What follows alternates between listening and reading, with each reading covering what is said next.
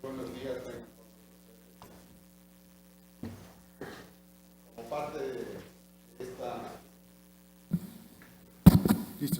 de esta historia que se está creando en nuestro país, efectivamente, como ya dijera, en el amplio marco de referencia que hizo el senador Monreal Ávila, estamos en un enfoque de salud pública, en principio, como una necesidad para sustentar este camino de política de regulación de la cannabis. Para mí es un distingo estar dentro de las 5 comisiones que se han reunido, que se han sumado a este tema, buscando lo ya mencionado. Es para mí realmente gratificante ver que en la agenda de hoy tendremos cuatro áreas muy integradas de salud y consumo, donde oiremos también 4 voces muy autorizadas en la salud y en el consumo, en derecho y cultura, donde destacan las investigaciones jurídicas de la Universidad Nacional Autónoma de México, y desde luego la economía y desarrollo sustentable, producto y acompañante de esta regulación de la cannabis. En economía y desarrollo, desde luego en forma sostenible, tenemos también 3 voces autorizadas para ello, y finalmente, qué mejor que de estas acciones, como vamos a ver, resulte una seguridad y una estabilidad constructiva de la paz que tanto anhelamos. En este enfoque, pues tendré la oportunidad de adelantarme y presentar como un marco general dentro del tema de la salud, que precederá seguro las opiniones de Raúl Martín del Campo, de Gadi Sadik, de la licenciada Nora Carta Escobedo y de Margarita Garfias Hernández. En principio, en este contexto, la siguiente, por favor. Aquí la puedo pedir. ¿Sí? Este es el mapa que ustedes conocen de cómo se encuentra el estado legal de la cannabis recreativa a nivel mundial, donde vemos los diferentes colores en cuanto a su estado de legalidad y no en un camino intermedio que ubica a nuestro país en lo que estamos hoy decidiendo. En este contexto tenemos… esto no es para ello, esto es para subirlo. Para subirse, ¿no? No, yo lo que quería es para que cambiara. Entonces la tengo que pedir. Sí, ¿sí? Bien. Entonces la siguiente, por favor. Ustedes ya conocen la iniciativa para regular la cannabis, perdón, la anterior, si son tan amables, donde es claramente una necesidad ubicarla en una convención única internacional de estupefacientes de las Naciones Unidas, y que está esto ya con una clara ubicación en el anexo 4, que nos significa el uso que debe implementarse a la investigación médica y científica, parte de lo que se ha desarrollado en los últimos meses. La siguiente, por favor. La iniciativa debe caminar por todas y cada una de estas áreas, donde el estado actual es pendiente, es el reto hoy. Y con esta situación, desde luego, nosotros tenemos que abonar para poderlo hacer en forma regular. En el estado actual, la siguiente, por favor, del consumo de cannabis, ya se destacó la importancia que se tiene. La siguiente, por favor, que el 47% de la población tiene en este momento al uso de esas sustancias, comparado de la marihuana, comparado con el 53% que cubre el resto de nuestra situación.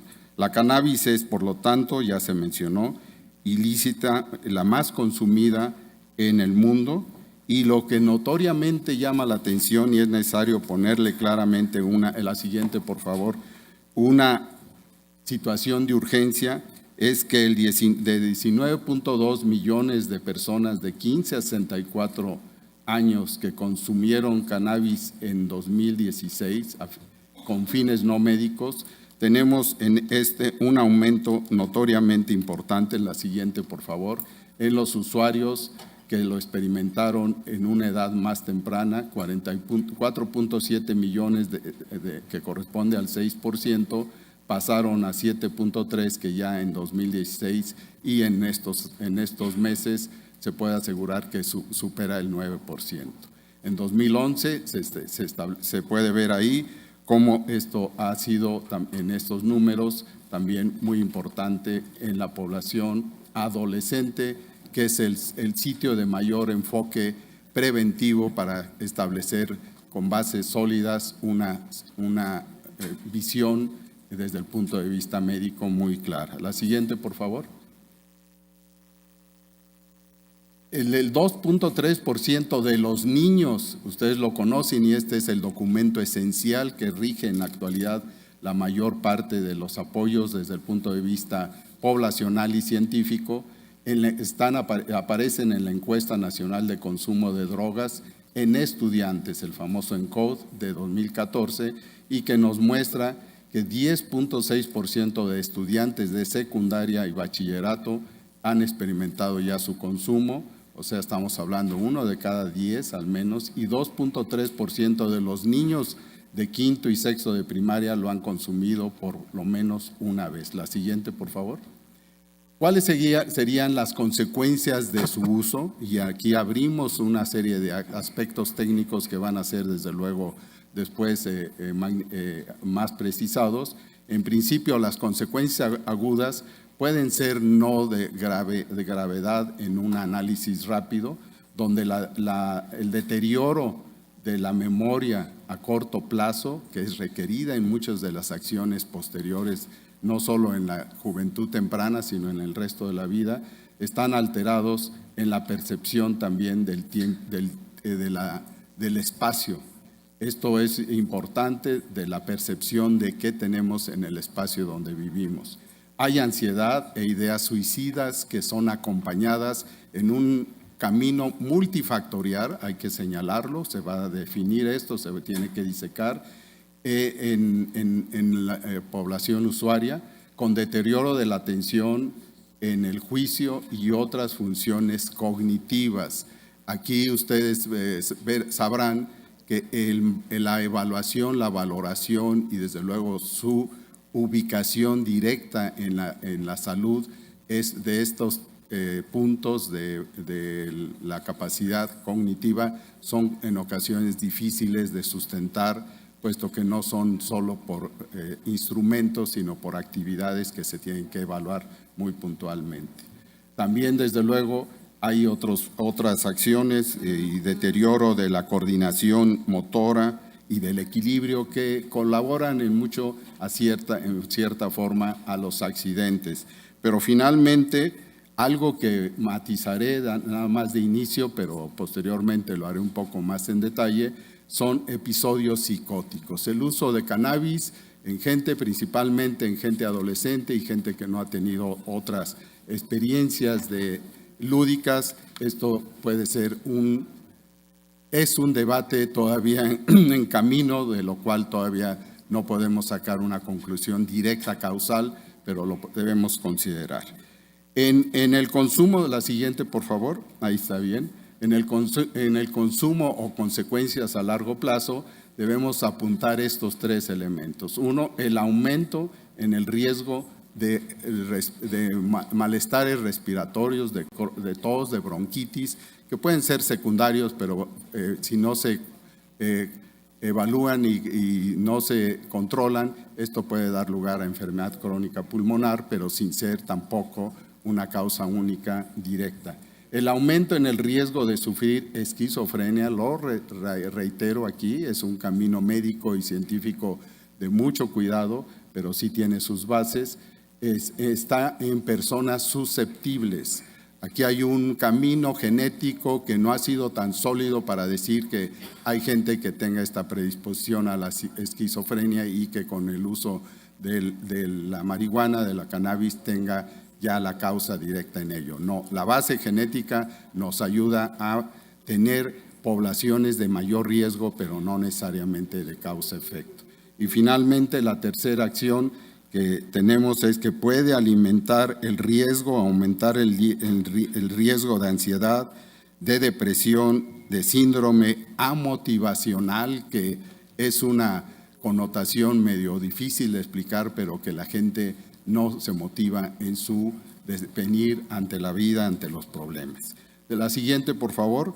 En los últimos años, con un sustento biologista, estoy señalándolo como tal, ha habido avances también. El uso en la adolescencia, y aquí lo matizo, en la población mayor no es tan marcado y no es tan fácil de investigar. Existe de 2 a 3 veces mayor de quienes no la usan, alteraciones en la corteza cerebral, donde hay una fuerte asociación con trastornos de ansiedad. Y esto sí es relevante porque la juventud, y más en los tiempos en que vivimos, esa ansiedad, esa situación difícil socialmente de encontrar y de diagnosticar en la gente joven, se puede exacerbar con ello. Con el mayor tiempo de uso de la cannabis, principalmente nuevamente en edad temprana, también hay cambios que desarrollan o que se asocian a esquizofrenia, y desde luego esto está, como ustedes saben, y será discutido tal vez, las altas concentraciones de la presencia de delta 9 tetrahidrocannabinol, que es uno de los principios activos más fuertes en su efecto de lo que estamos hablando. La siguiente, por favor. Hay una serie de asociaciones, y médicamente quiere señalarse que se presentan con mayor frecuencia. No quiere decir que sean la acción directa de un fármaco, de un producto como el que estamos señalando. Estas asociaciones están ligadas en casi 1 de cada 4 individuos que usan cannabinoides, un déficit de atención. La personalidad también se afecta en un contexto más complicado también de evaluar lo que es la personalidad. Hay una personalidad antisocial de 20 a 24% de los usuarios, trastornos obsesivo-compulsivos que de por sí pueden ser muy independientes al uso, también se ha encontrado que son diferentes o mayores en los que se exponen a esta sustancia, y desde luego lo que se llama trastorno límite de la personalidad, donde lo que no sabemos todavía identificarlo como tal. La siguiente, por favor. En las asociaciones fatales del uso, lo único grave, fatal, es la ligada a accidentes automovilísticos, por lo cual la atención en su regulación pudiera estar en este apartado. Y desde luego en esto pues tenemos otros riesgos que los usuarios, dependiendo del tiempo también de uso y de otras acompañantes, visitan más los hospitales de urgencias que gente que no usa cannabinoides. Y esto es por infecciones, en ocasiones desde luego también por daño cardiovascular previo o acompañante, y desde luego trae como consecuencia en la función cerebral efectos neuropsicológicos, reducción del volumen del hipocampo, que es una serie de estructuras que están ubicadas también en el camino de otras vertientes fisiológicas del ser humano, y disminución en la actividad neuronal, principalmente en una parte de la corteza que se está estudiando, pero cuyos resultados no son muy todavía determinantes. La siguiente, por favor. No hay duda de los efectos benéficos, y por eso estamos los médicos tratando de diferenciar, de poner claramente en lo necesario para su uso médico, como es el que se pueda dar desde luego en la analgesia. Esto no hay discusión en pacientes con dolor crónico. La analgesia es un resolutivo a través de la cannabis. Disminuye la presión intraocular en los pacientes con una patología frecuente como es el glaucoma, aunque no en todos los casos es de primera acción esta indicación. El efecto antiepiléptico fue el disparador de su uso y se mantiene como uno de los elementos más importantes en el uso de situaciones, principalmente de gente joven con epilepsia refractaria que no responde a los tratamientos tradicionales, y desde luego es una de las indicaciones indiscutibles.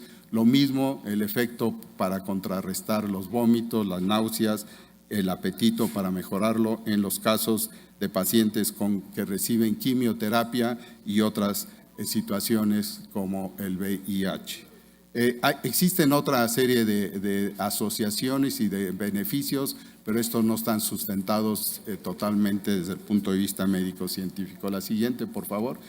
El mayor reto, como apunto en esta imagen, es que enfrenta cualquier modelo de regulación, es poder equilibrar este enfoque que les he señalado de salud pública con los intereses comerciales. Esto desde luego está y va a estar aquí presente en esta discusión y desde luego es importante no soslayarlo. La siguiente, por favor.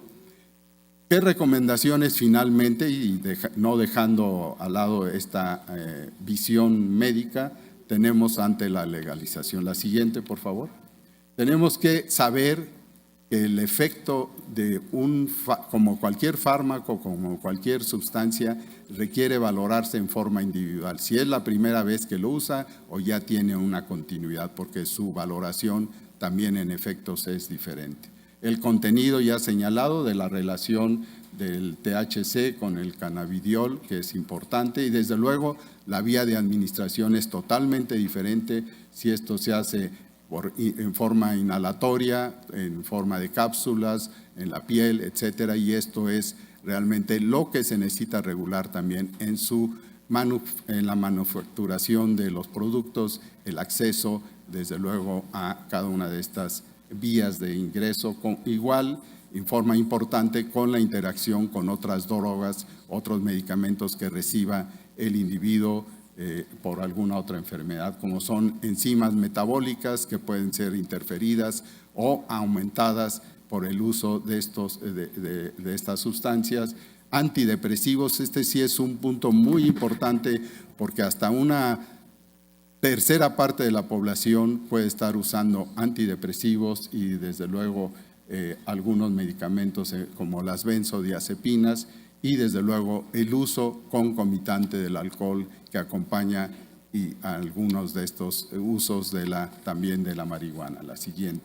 El médico tendrá, por lo tanto, que conocer si existen antecedentes o historia o rasgos o elementos que sugieran un camino hacia la esquizofrenia y en este caso sí tenerlo presente para su valoración desde este punto de vista. Lo mismo si alguien ha tenido un infarto reciente, un infarto al miocardio o inclusive un episodio cerebral reciente, el uso de la cannabis para otros fines, incluyendo los médicos o los recreativos, tiene que ponderarse, puesto que si no se complica el cuadro clínico, el pronóstico y desde luego la llegada a patologías más graves.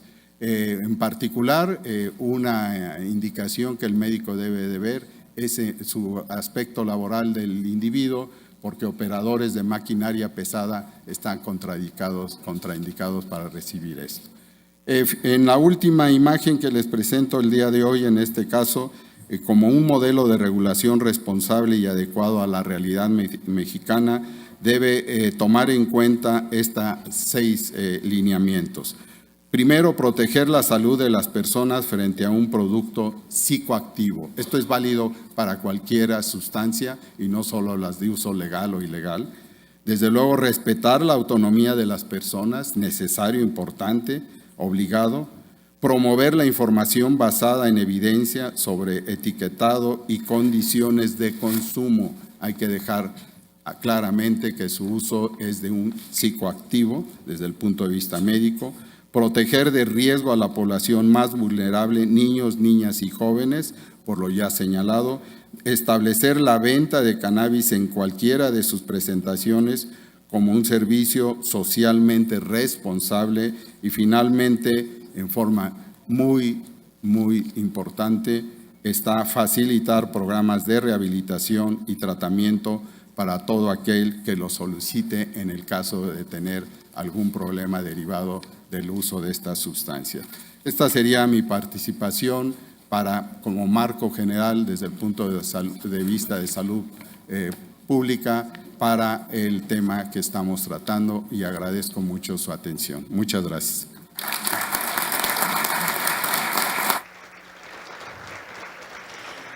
Muchas gracias al doctor Jorge Alcocer Varela, secretario federal de Salud, por su exposición.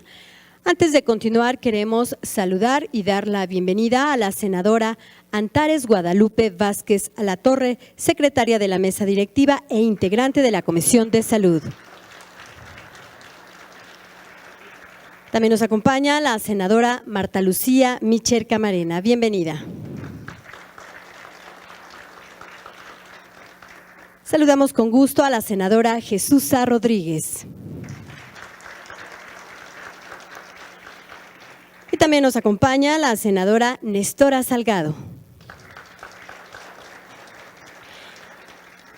Tiene la palabra el senador Julio Menchaca Salazar, presidente de la Comisión de Justicia.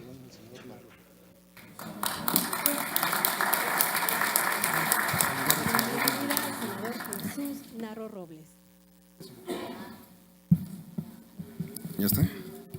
Muy bien. Muy buenos días a todas y todos, señoras y señores senadores. Señor secretario, muchísimas gracias por su presencia y participación en un foro tan importante y trascendente en la vida de nuestro país.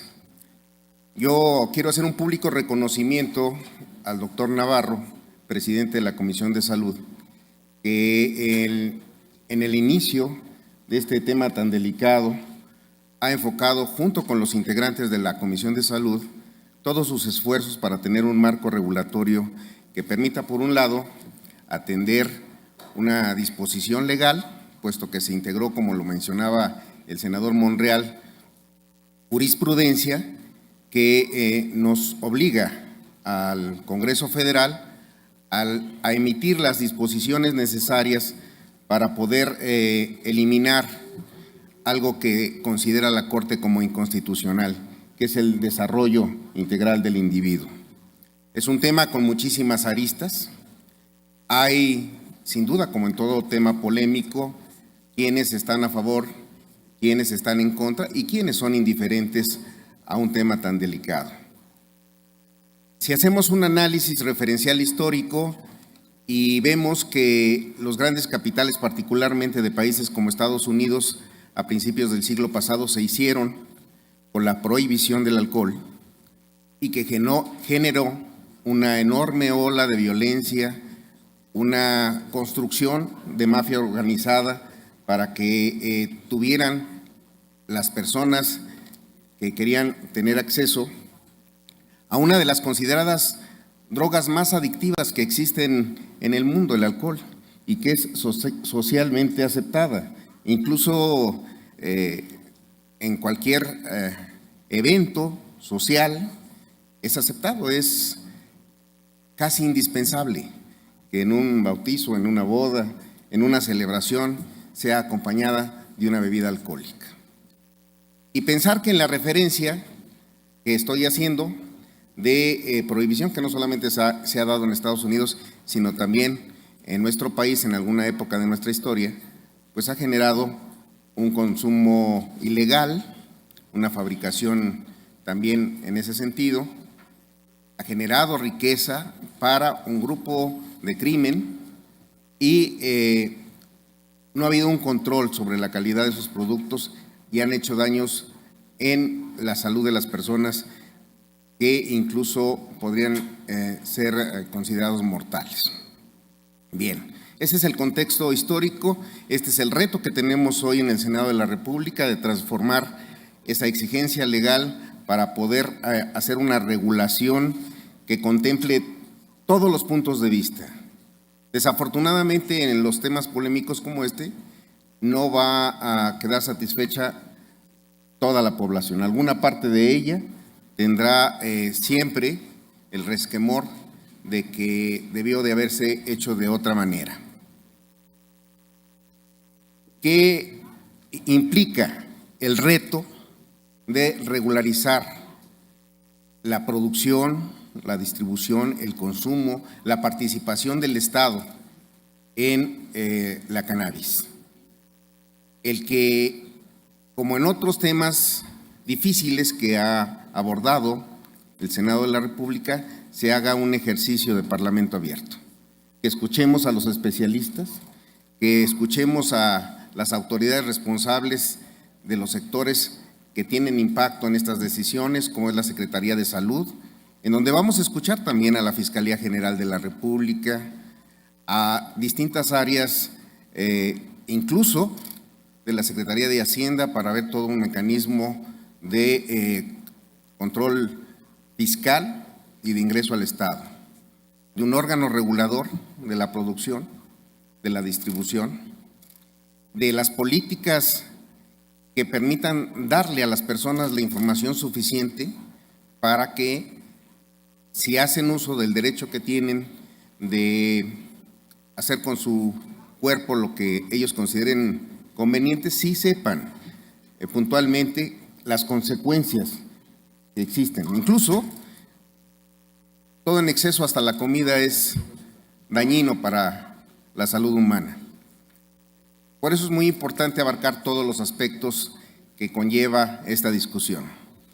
Este es uno de varios foros que se van a dar con el ejercicio de Parlamento Abierto, en donde yo estoy seguro que con la participación social, con la participación de los expertos, especialistas, con la conciencia de las senadoras y senadores de nuestra Cámara de aportar lo que nuestra experiencia corresponde, tendremos un cumplimiento de la ley con la posibilidad de que un aspecto tan escabroso, tan difícil, tan espinoso, sea tomado con seriedad. No se trata, como alguien o como algunos han querido dar la impresión, de que este es un interés exclusivamente, y perdónenme la palabra, de marihuanos. Es el interés de muchísimas personas que incluso ven en la cannabis una opción medicinal que pueda permitir, en sus distintas expresiones y de acuerdo a la investigación científica, una posibilidad de salud. Entonces, todos estos aspectos vinculados a la discusión, aterrizados en un proyecto de ley, nos van a permitir un tema que ha sido, digamos, desoído por otras administraciones y por otras legislaturas. Nosotros estamos asumiendo en esta legislatura del Senado de la República, en el Congreso Federal, la responsabilidad de atender los temas trascendentes. Lo hemos hecho con situaciones como la Guardia Nacional, como la Fiscalía General, y vendrán otros temas igual de complicados. Pero hoy, en el superior interés del Estado, hay coincidencia de todos los grupos parlamentarios de discutir los temas, de entenderlos con seriedad, con responsabilidad, con estudio, con capacidad, para el bien de la patria, para el bien de nuestro país, por más difícil que sean los temas. Así lo estamos haciendo. Entonces, las comisiones que estamos involucradas y que tenemos un plazo perentorio que nos fija la legislación para el mes de septiembre, lo haremos con esa seriedad y esa responsabilidad que exige el tema. Insisto en mi reconocimiento a la Comisión de Salud, a la Comisión de Estudios Legislativos Segunda, y también, desde luego, a mis compañeros integrantes de la Comisión de Justicia, senadoras y senadores que aportan con su experiencia y con su talento